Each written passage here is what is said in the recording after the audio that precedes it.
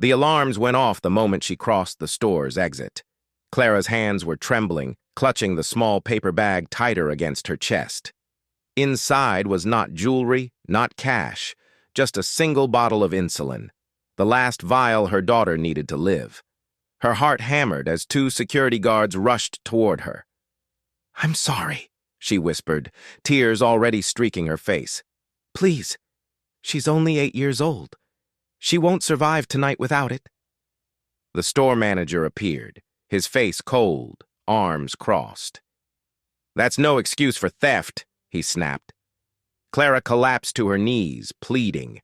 Shoppers gathered, some shaking their heads, others whispering with pity. Then a tall figure stepped forward from the crowd, a man in an immaculate suit, eyes sharp, expression unreadable. It was Ethan Cole, the billionaire CEO of Cole Enterprises. Known for his ruthless business deals and scandalous lifestyle, the last place anyone expected to see him was in a pharmacy on a rainy Thursday night. Everyone watched as he paused, studying the scene. His lips curved into something between a smirk and a sigh. Then, to everyone's shock, he said, "Let her go. I'll pay for it." But that moment was only the beginning, because what Ethan did next would change Clara's life, his own reputation, and ignite a storm across the nation. The rain wouldn't stop that night. It smeared the city streets in silver streaks, blurred the neon lights, and made everything feel colder than it should have been. Clara Reynolds pulled her coat tighter around her body as she hurried down the cracked sidewalk, her shoes splashing in shallow puddles. She hated the sound of her footsteps. They reminded her she was alone. In her apartment only a few blocks away, her daughter Lily lay in bed, breathing unevenly, her skin pale. Clara had checked on her before rushing out. She had kissed her damp forehead, whispered that she would be back soon. Lily's eyelids fluttered, too weak to speak. That image haunted Clara now. Every second counted. She reached the pharmacy's glowing doors, yanked them open, and rushed inside. The warm, sterile air smelled of rubbing alcohol and plastic packaging. Rows of fluorescent lights hummed overhead, glaring down on her like judgment. Clara's hands shook as she approached the counter. I need insulin. Fast-acting. 1 vial." The pharmacist, a middle-aged woman with square glasses, tapped at her computer. Her voice was flat, almost rehearsed. "That will be $234. Clara's throat tightened. $234. She had $68 in her wallet, tips from the diner. Tomorrow she might make more, but tomorrow was too late. "Is there any discount? Some kind of program?" Clara's voice cracked. "My daughter, she's only 8. She won't make it through the night without this." The pharmacist sighed, her eyes flicking toward the line forming behind Clara. "I'm sorry, ma'am. Without insurance, that's the price."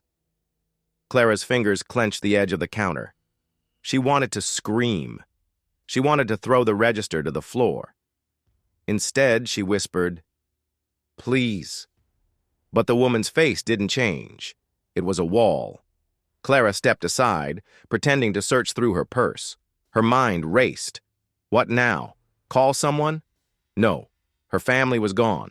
Friends? She had asked too many times already. Loans? She had maxed out every card.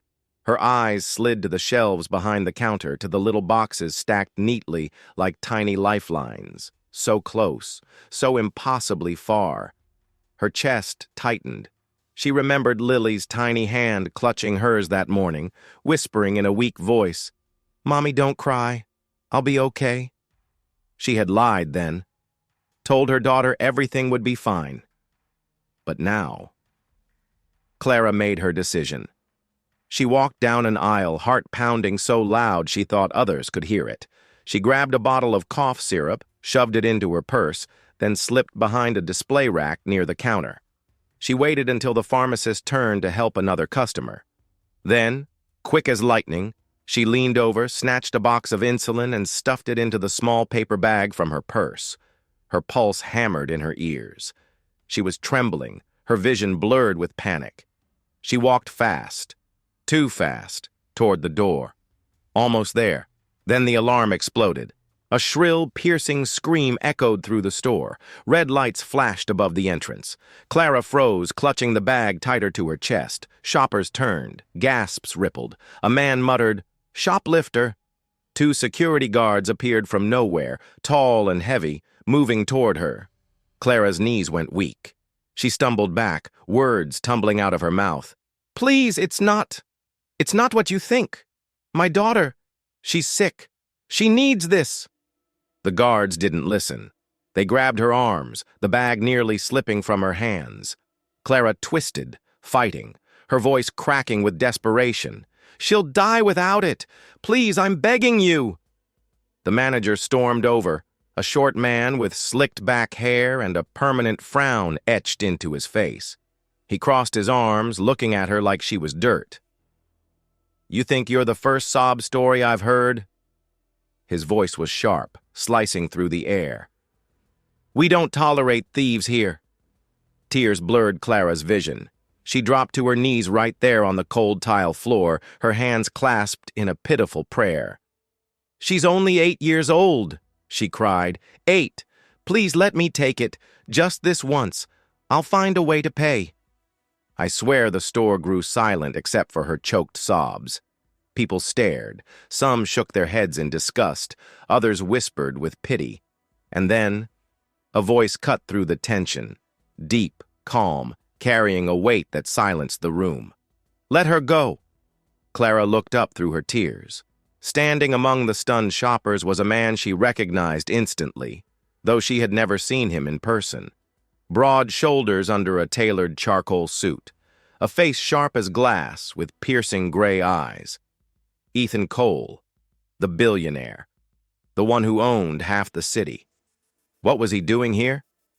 Everyone froze as he stepped forward, slipping a sleek black card from his wallet.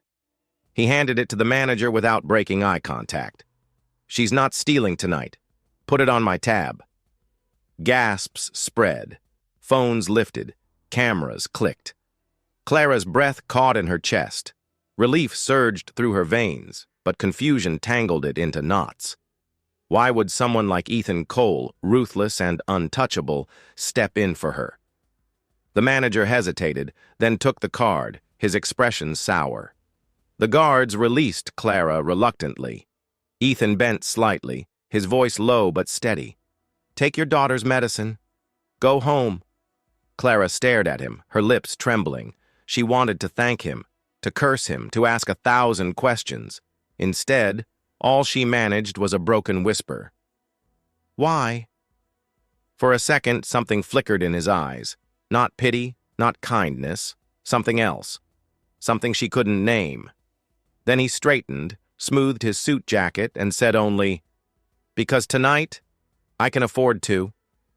Clara thought the nightmare would end after that night. She had cradled the small box of insulin like it was made of gold, whispering thanks into the rain as she rushed home to Lily. Her daughter's breathing had steadied after the injection. For the first time in days, Clara allowed herself to exhale, collapsing into the rickety chair beside the bed. She stroked Lily's damp hair, whispering, "We're okay now. We'll be okay." But she was wrong. By morning, the storm had shifted outside into something far louder than thunder. Clara woke to pounding on her door. At first, she panicked, thinking it was the police. But when she peeked out the window, her breath caught. Reporters, dozens of them, microphones, cameras, flashing lights. "Clara Reynolds," one shouted as soon as the door creaked open. "Do you have any comment about last night's incident at Fairview Pharmacy?" "Are you grateful to Ethan Cole for saving you?" another yelled. "How does it feel to be America's most famous single mother this morning?" Clara's knees nearly gave out. She slammed the door shut, pressing her back against it. Her heart pounded. Famous? She stumbled to the kitchen, fumbling for her old laptop. Her inbox was flooded. Friends she hadn't heard from in years, messages from strangers, and the headlines. Oh God, the headlines. Waitress caught stealing medicine, saved by billionaire CEO. From thief to sympathy, the story breaking the internet. Ethan Cole shows heart, or just another PR stunt? Clara's stomach churned. They had her name, her face, her daughter's story, everything. There was no hiding. Her phone buzzed, an unfamiliar number. "Ms. Reynolds," a crisp voice said. "This is Lauren Pierce, assistant to Mr. Ethan Cole. He'd like to see you, today." Clara's mouth went dry. "See me? Why?" "You'll find out when you arrive. He's sending a car." Before she could argue, the line clicked dead. The Blacktown car felt like a spaceship compared to her beat-up sedan. Clara sat stiffly in the back, clutching her purse, watching the city blur past. She rehearsed words in her head. "Thank you, stay away, don't use me," but none of them sounded strong enough. The car glided to a stop in front of a skyscraper that stabbed the clouds. Glass and steel glittered under the sun. Cole Enterprises shone in bold letters above the entrance. Inside, the lobby was marble and silence. People in tailored suits moved like shadows. No one looked at her, but she felt their eyes anyway. The elevator ride to the 54th floor stretched forever. When the doors opened, Lauren, the assistant, was waiting. Impeccably dressed, tablet in hand, smile polite but icy. "Right this way." Clara followed, her cheap shoes squeaking against the polished floor. They entered a vast office with windows stretching from floor to ceiling, the city spread beneath them like a toy model. And there he was, Ethan Cole. Standing by the glass, hands in his pockets, suit so perfectly cut it looked grown on him. He didn't turn at first, just spoke to the skyline. "You've caused quite a stir, Ms. Reynolds." Clara swallowed. "Me? You're the one who saved you." He turned then, eyes locking on hers. They were sharper up close, like storm clouds ready to break. "That's the narrative, yes. The ruthless billionaire redeems himself by helping a desperate mother. Public eats it up." Clara bristled. "If this is about publicity, it's always about publicity." He smiled, a thin curve that didn't reach his eyes. "But for once, our interests align. You need help. I need an image adjustment. We could help each other." She shook her head, anger burning through her fear. "I didn't ask to be part of your PR stunt." "No," he said softly. "But here you are." The silence that followed was unbearable. Clara clutched her purse tighter, ready to storm out. Then Ethan's tone shifted, low and deliberate. "I'm offering you a job." Clara froze. What?" "A legitimate salary, benefits, health insurance, stability." He took a step closer, voice tightening. "No more stealing, no more begging. Your daughter will have every vial she needs, and you'll never have to face that kind of humiliation again." Her mouth opened, closed. Her heart thudded in her chest. "What's the catch?" she whispered. Ethan tilted his head, studying her like a scientist with a specimen. "You'll work for me. My PR team. Appear when I need you at events. Interviews, galas. The public loves you right now, Clara. You make me look human." She flinched. "So I'd be a prop?" "You'd be an employee," he corrected smoothly. "Paid more than you've ever dreamed of. And your daughter, safe." Clara's breath trembled.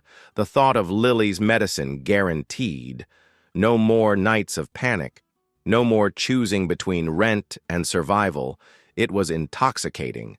But the idea of standing beside this man, smiling for cameras, letting him control her story, it made her skin crawl. She met his gaze, searching for even a flicker of sincerity.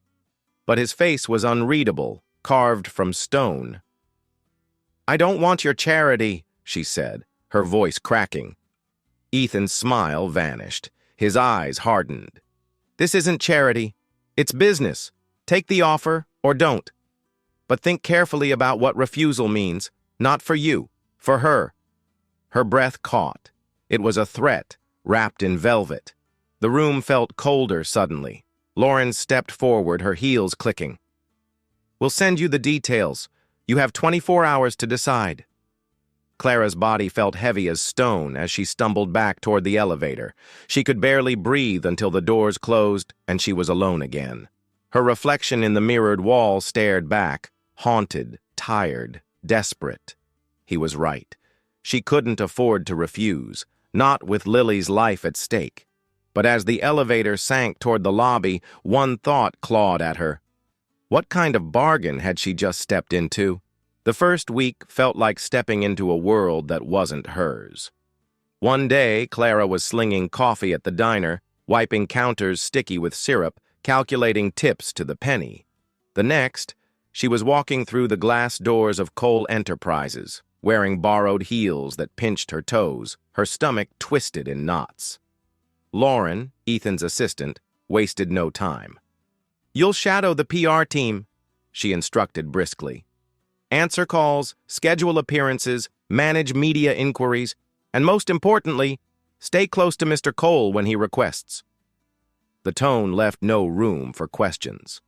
Clara tried to focus on the logistics, on the normalcy of work, emails, calendars, schedules.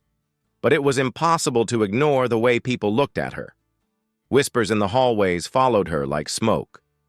That's her. The shoplifter. The charity case. They didn't say it loudly, but Clara heard every word. Still, she endured. Because every Friday, like clockwork, an envelope arrived. Her paycheck, more than she'd ever seen before. And with it, a health insurance card that meant Lily's prescriptions were fully covered. No more sleepless nights wondering if her daughter would survive the week. That knowledge alone kept Clara breathing. But peace came with a cost. The first gala was 2 weeks later. Clara stood in front of her bathroom mirror, heart racing. A shimmering black gown had been delivered earlier that day, still smelling faintly of expensive perfume. A note from Lauren. "Wear this. Hair up. Be on time." She barely recognized herself when she stepped out. The fabric hugged her figure, the makeup artist had erased the exhaustion under her eyes, and the heels made her look taller, more confident. But inside, she was trembling. At the event, flashbulbs exploded like fireworks. The red carpet stretched ahead, lined with photographers shouting Ethan's name. He appeared beside her, impossibly composed in a tailored tuxedo. His hand brushed hers, light, deliberate. "Smile," he whispered, lips not quite moving. So she did, and the cameras ate it up. Headlines the next morning screamed, "Ethan Cole redeems his image with struggling single mother by his side." From thief to muse, Clara Reynolds' stunning transformation. Clara wanted to crawl out of her skin. She hadn't asked for this. But when she opened the fridge and saw Lily's insulin neatly lined up, when she watched her daughter giggle with newfound energy, she told herself it was worth it. At least, that's what she tried to believe. The strings tightened slowly. Ethan began requesting her presence at more events. Charity luncheons, TV interviews, even a glossy magazine spread where she was styled like a fairy tale heroine, smiling beside him as if they'd known each other for years. "Just look grateful," Lauren whispered before every appearance. Grateful, as if she owed him her soul. Behind the scenes, Clara saw the man the cameras didn't. The Ethan who barked orders at staff, whose temper flared at the smallest mistake. The Ethan who stayed up until dawn pacing his office, whiskey glass in hand, staring at nothing. Yet sometimes, when no one else was around, Clara caught glimpses of something else. A heaviness in his eyes. A silence that felt like grief. But the moment she thought she understood, the walls slammed back into place. One night, after a particularly grueling fundraiser, Clara returned to her apartment and found Lily waiting up for her. "Mommy," Lily said softly, clutching her stuffed rabbit, "why are there pictures of you everywhere now? At school, kids said you're famous." Clara sat on the edge of the bed, brushing hair from her daughter's face. "I'm not famous, sweet pea. I'm just helping someone for a little while." Lily tilted her head. "Do you like him?" The man in the suit? Clara's chest tightened. It doesn't matter if I like him. What matters is that you're safe, that you have what you need. Her daughter smiled sleepily. Then I like him, because he helps you help me. Clara kissed her forehead, fighting the ache in her chest. Lily didn't understand. How could she? But Clara understood all too well. She was living in a gilded cage. The bars were invisible, but she felt them every day. Every headline that called her Ethan's charity project. Every flash of a camera that froze her smile into something false. Every reminder that without him, Lily's lifeline would vanish. One evening, when she tried to talk to him, just to ask if this would end someday, Ethan cut her off. You think you're the only one making sacrifices? His voice was sharp, almost bitter. Do you know how many vultures would kill for this story? Do you know what it cost me to stand next to you and pretend I care? Clara's throat tightened. Pretend? He looked away, jaw clenched. It's business, that's all. Her heart sank, but she forced herself to nod. Because business or not, Lily was alive. That was the only truth she could cling to. Still, as she lay awake that night, staring at the ceiling, one thought wouldn't leave her. If this was only business, why did Ethan sometimes look at her with eyes that betrayed something more? The night began like any other. Another charity dinner, another ballroom dripping with chandeliers and crystal glasses. Clara smiled when the cameras pointed her way, laughed at jokes she barely heard, and pretended her hands weren't trembling every time Ethan leaned close to whisper instructions. Keep your chin up. Don't fidget. They're watching. By now, she'd grown used to his commands. She had learned how to fake ease, how to hide the exhaustion pooling under her skin. But when the last of the guests drifted out and the hall fell silent, Clara noticed Ethan hadn't left. He stood alone near the stage, staring at nothing. The mask of charm was gone. His shoulders were rigid, his jaw clenched, his glass of whiskey untouched. Lauren approached him with a tablet, rattling off tomorrow's schedule. Ethan didn't answer. His hand tightened around the glass until Clara thought it would shatter. Finally, he muttered, "Cancel it." Lauren blinked. "Sir? Cancel everything tomorrow." His voice was low, dangerous. "I don't want a single meeting. Do you understand?" Lauren hesitated, then caught Clara's eye. For a moment, something unspoken passed between them. Confusion, fear, resignation. Then Lauren nodded curtly and left. Clara lingered in the doorway, unsure if she should follow, but Ethan's voice stopped her. "You too, Ms. Reynolds?" She swallowed. I just thought maybe you'd want company." He turned his head slowly, his eyes landing on her like a weight. "Company is the last thing I want." But his voice cracked, almost imperceptibly, and that was what made Clara step closer instead of leaving. Later that week, she found herself in the office after midnight. She had forgotten her purse after a late meeting and returned to retrieve it. The building was deserted, lights dimmed. As she stepped out of the elevator, she heard voices, muffled, sharp, echoing from Ethan's office. She moved quietly, her heart pounding.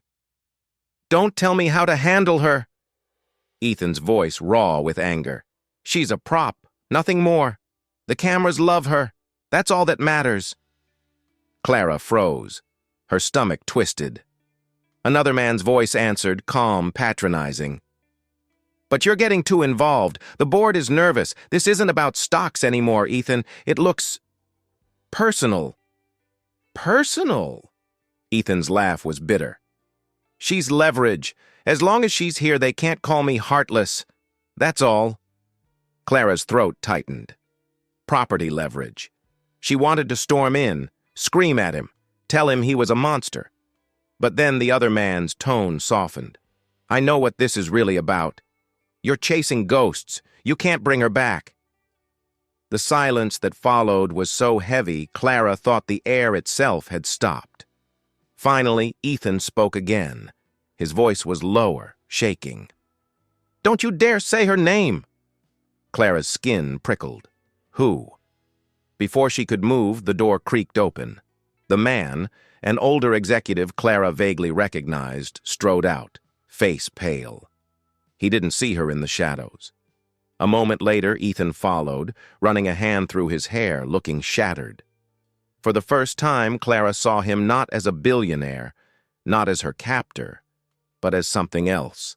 A man drowning. She slipped away before he noticed, her mind racing. That night, she couldn't sleep. She sat on Lily's bed, watching her daughter's chest rise and fall in steady rhythm. She should have been relieved.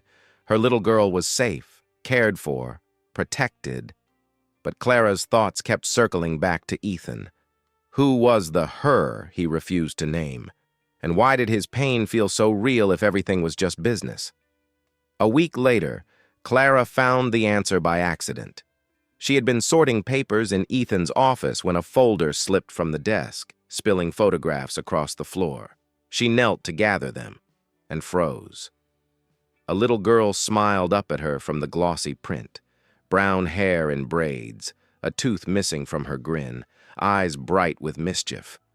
On the back of the photo, in fading ink, Anna, age 9. Clara's breath caught.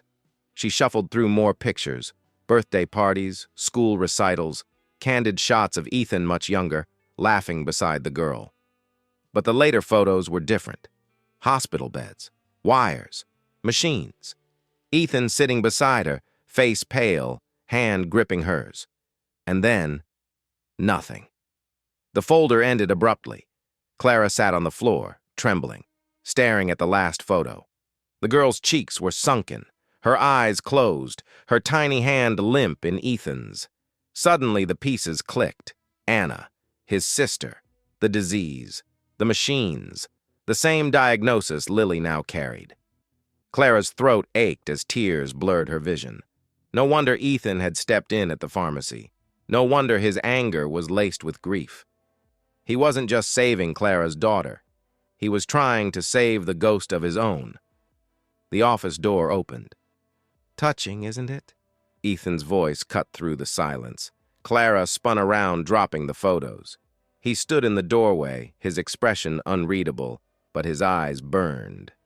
I didn't mean to, she began. Of course you didn't. He walked slowly toward her, picking up one of the pictures. His hand trembled as he held it, just barely. Everyone thinks I'm cold, ruthless. Maybe I am, but they don't know what it's like to lose her, to sit there night after night while she begged for medicine my father said was a waste of money. His voice cracked on the last words. Clara's breath caught. Your father didn't help? Ethan's laugh was sharp, bitter. He called it weakness, said no daughter of his should drain the family fortune. So she died, and I swore I'd never be weak again. He turned, eyes blazing. That's why I built this empire. That's why I don't care what people think. Because at the end of the day, money is power. Power keeps you alive. Until it doesn't. Clara's heart ached. For the first time, she saw him clearly. Not just the billionaire, not just the manipulator, but the broken boy still mourning a sister he couldn't save. And yet, she also realized something chilling. If Ethan saw Lily as Anna, then Clara wasn't just an employee. She was part of a wound he would never let heal. That night, as Clara lay awake, one truth burned in her mind. She wasn't just trapped in his world. She was tangled in his grief. And grief was the most dangerous leash of all. The hospital room was quiet. Almost too quiet. Machines hummed steadily. Lily's chest rose and fell gently, color finally returning to her cheeks. For the first time in months, she looked like a normal little girl. Sarah sat at her bedside, clutching Lily's small hand, whispering words of comfort she herself barely believed. The surgery had worked. Lily was alive. And yet, Sarah's stomach churned. The billionaire's words echoed in her mind. You'll owe me. and one day I'll collect. That day came sooner than she expected. Just 3 weeks after Lily's discharge, Sarah received a phone call at midnight. She almost didn't answer, but something told her it was him.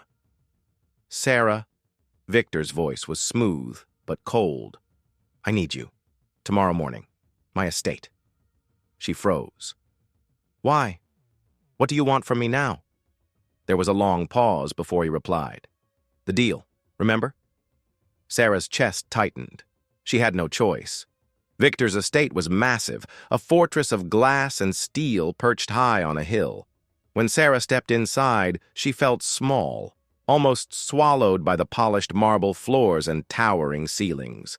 Victor was waiting in the study, his back to her, staring out at the city skyline.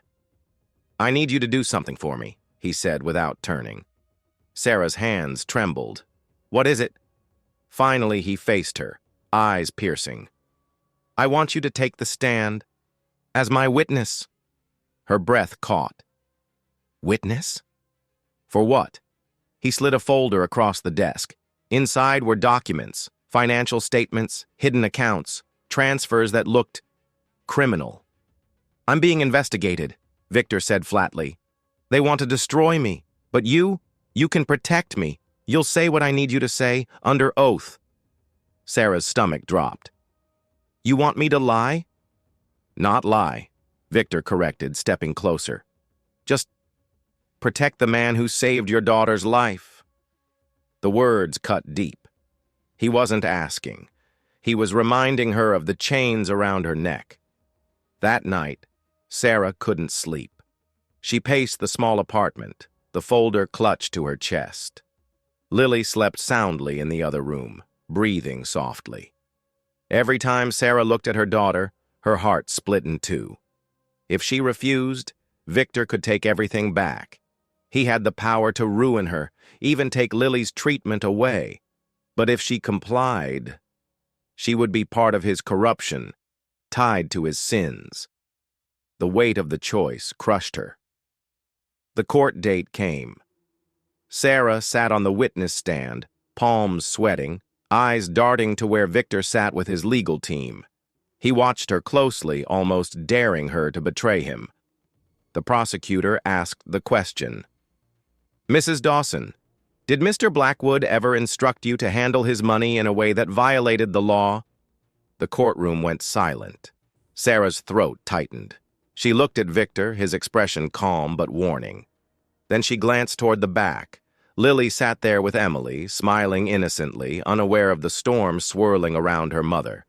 Sarah's lips parted. The truth clawed at her chest, demanding to be freed. She took a deep breath. Yes, he did. A collective gasp echoed in the courtroom. Victor's face hardened, his mask cracking for the first time. Sarah continued, voice trembling but clear. "He offered to save my daughter's life in exchange for my silence, but I can't stay silent anymore." Chaos erupted. Lawyers shouted, reporters scribbled furiously, cameras flashed. Victor stood slowly, his jaw clenched, eyes burning holes into Sarah. But Sarah felt strangely free.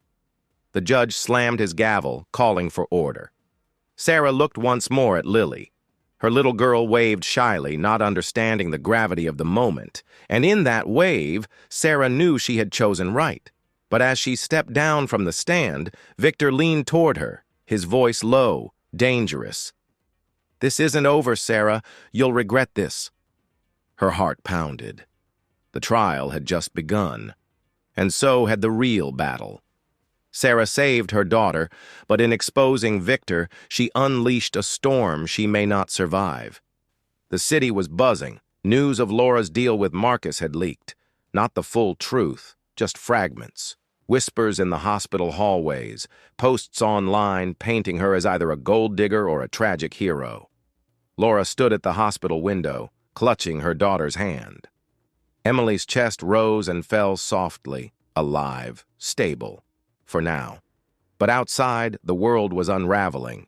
The first hit came fast. Child Protective Services knocked on her door. "Miss Laura Williams, "We've received concerns about your ability to provide a safe environment for Emily," a stern woman said, flashing her badge. Laura's stomach dropped. "She's alive because of me. Because of what I've done." The woman cut her off. "That's precisely the problem." Marcus wasn't spared either. His company stock plummeted after a whistleblower hinted at morally questionable practices. Reporters swarmed his mansion, flashing cameras, shouting accusations. "Did you exploit a single mother? Did you trade her dignity for her daughter's life?" For the first time, the untouchable billionaire looked cornered. Laura's old boss, Nancy, showed up at her apartment. The same woman who once fired her without mercy now carried groceries in trembling hands. "I heard everything." "Laura, I didn't know you were that desperate," Nancy whispered. Laura's throat tightened. "You didn't ask." Nancy sighed. "Everyone's watching you now. You can either disappear or fight." But Marcus had his own version of fight. Late one night, his car pulled up outside Laura's apartment. He didn't ask permission. He simply appeared, standing in her doorway, his jaw hard. "You think you can survive this storm alone?" he said. Laura glared. "You think you can control me forever?" He leaned closer. "This isn't about control. It's about survival. Yours and mine." The fallout wasn't just public. It was personal. Emily began asking questions. Her tiny voice carried weight Laura wasn't ready for. "Mom? Why does everyone call you a thief?" Laura froze. The words stabbed deeper than any headline. She forced a smile. "Because they don't know the truth." But Emily's eyes searched hers, almost like she did. The pressure mounted until Laura couldn't breathe. Anonymous letters slipped under her door. "We know what you did." A mother's sacrifice or a mistress's choice. And then one night her phone buzzed with a new message. No number, just words. "You've paid the wrong price. The real cost is coming." Laura's blood ran cold. Who was behind it? Marcus? The press? Someone closer? She clutched Emily tighter, whispering to herself, "This isn't over. It's just beginning." The scandal explodes beyond control, forcing Laura to make the most dangerous decision of her life. The night after the courtroom battle, Maria sat alone in her dimly lit apartment.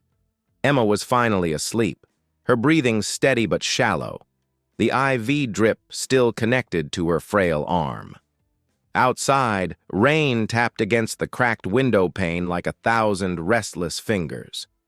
Maria's heart pounded as she stared at the envelope Marcus had slipped into her hand before storming out of court.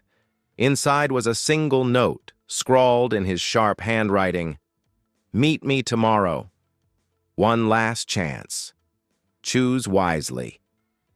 She should have torn it up. She should have called the police. But Maria couldn't. Something inside her, a dangerous cocktail of fear and desperation, kept her frozen. Marcus still held power over her life, over Emma's treatment, over everything she thought she had finally won. The next day, she found herself outside the gleaming glass tower of Marcus's headquarters. Her palms were sweaty, knees weak, but she pushed through the revolving doors anyway. The marble lobby stretched out before her, cold and intimidating, as if the building itself was warning her to turn back. When the elevator doors opened on the top floor, Marcus was waiting. He didn't look like a man defeated.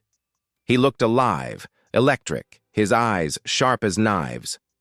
"I'm offering you protection," he said smoothly, sliding a contract across the desk. "Money, a future, but it comes with loyalty." Maria's voice shook. "Loyalty to what?" He leaned closer, his whisper cutting like glass. "To me, to what I built. You stand with me or you stand alone, and alone. You and Emma won't survive what's coming." Her stomach twisted. This wasn't just about money anymore. This was about survival. Marcus was hinting at something darker, something bigger than either of them. Maria's mind raced. If she signed, Emma would have the best care money could buy. They could live without fear of bills, without the gnawing terror of poverty. But the cost would be her freedom, her soul, maybe even her daughter's safety. She looked down at the contract. The ink glistened under the fluorescent light. Her trembling hand hovered over the pen. In that moment, Maria made a choice, a dangerous one that would change everything. As she signed her name, Marcus smiled, a smile that wasn't triumph, but something far more chilling. "You just stepped into my world," he whispered. "Now there's no way out." The pen dropped from Maria's hand, clattering against the glass table. And in that sound, she knew. Her fight had only just begun. The night was eerily quiet. Elena sat in the hospital room beside Lily, holding her tiny hand. The girl was stable, breathing softly. For the first time in months, there was no alarm, no doctor rushing in, just peace. But Elena couldn't rest. Her phone buzzed on the metal tray beside her. A new email. The subject line read, "We need to talk. Urgent." It was from someone she hadn't spoken to in years, someone she thought she had left behind forever, her ex-husband. Elena froze. Her heart raced. Why now? Why after all this? The email was short. "I know what you did, and I know who helped you. You're in over your head. Meet me, tomorrow. Or the truth comes out." Her stomach twisted. She glanced at Lily. If the world found out the deal she'd made with Marcus Hale, everything would collapse. And then, a sharp knock at the door. It was nearly midnight. Visitors weren't allowed. Elena stood slowly. Her legs trembled as she walked across the room. She pulled the door open just a crack, and her breath caught in her throat. There, standing in the dim hallway, was Marcus himself, his face shadowed, his eyes colder than she had ever seen. He whispered one sentence, low, almost threatening.